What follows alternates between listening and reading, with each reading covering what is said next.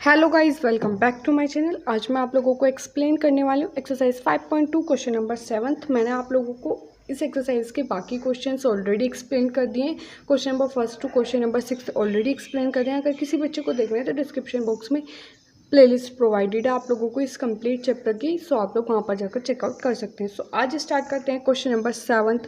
Very easy question, सिर्फ वो formula ज़रूर याद रखना जो बताया हुआ है। हर वीडियो में मैं बोल रही हूँ आप लोगों को उस फॉर्मूले को माइंड में रख के क्वेश्चंस को सॉल्व करना, ठीक है जी। सो स्टार्ट करते हैं। Find the 31st term of an AP whose 11th term is 38 and whose 16th term is 73। आप लोगों को एपी की 2 टर्म्स गिवन है।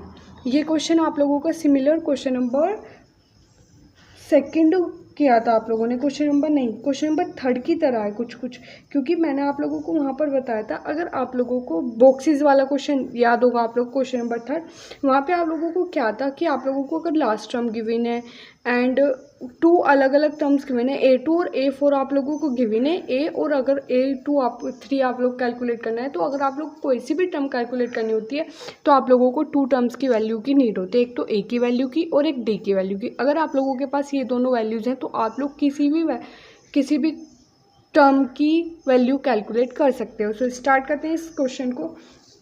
सिमिलरली ये वाला क्वेश्चन है, इसमें आप लोगों को 11 टर्म गिवन है एपी की एंड 16 टर्म गिवन है। सो आप लोग लिख लीजिए, आप लोगों को A31 क्या करना है, कैलकुलेट करना है।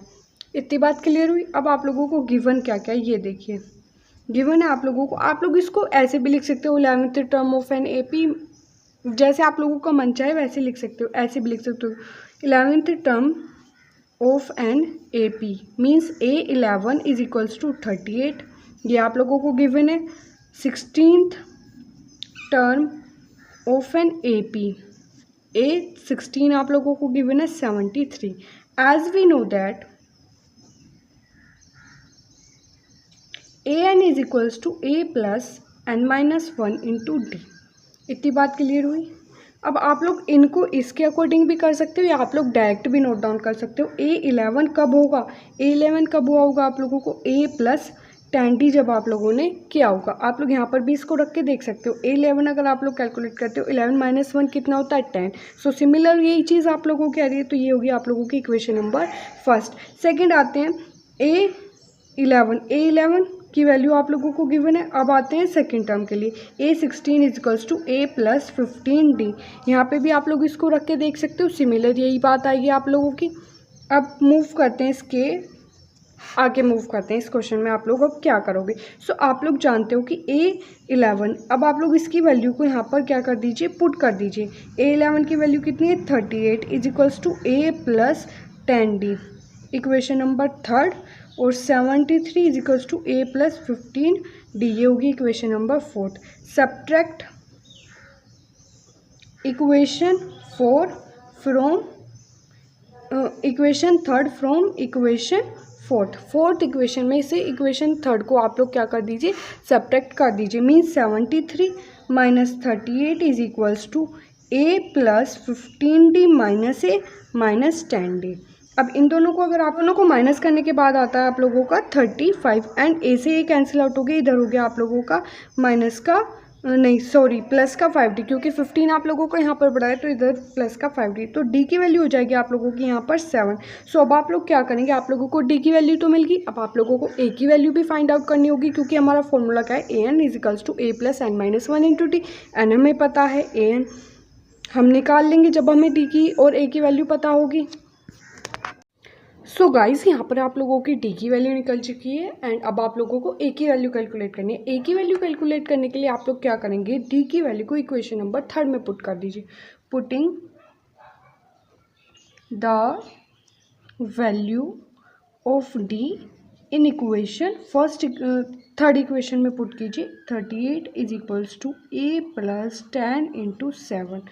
38 is equals to A plus 70 and 38 minus 70 is equals to A। So आप लोगों की A की वैल्यू यहाँ पर हो जाएगी 32 माइनस के 32 आप लोगों की किसकी वैल्यू हो जाएगी, A की वैल्यू हो जाएगी। एंड अब आप लोगों को कैलकुलेट क्या करना है, A31। तो A31 is equals to A plus N-1 into D, A की value -32 plus 31 minus 1 into D means 7, -32 plus 30 into 7 -32 plus 210 is equals to हो जाएगी आप लोगों की 871।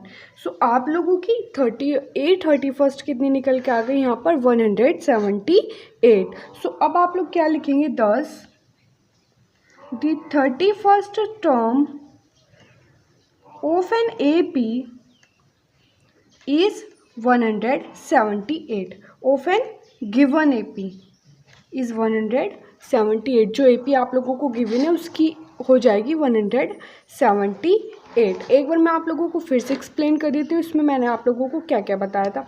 इसमें आप लोगों को 2 टर्म्स गिवन थी, A11 गिवन थी एंड A16 आप लोगों को गिवन थी।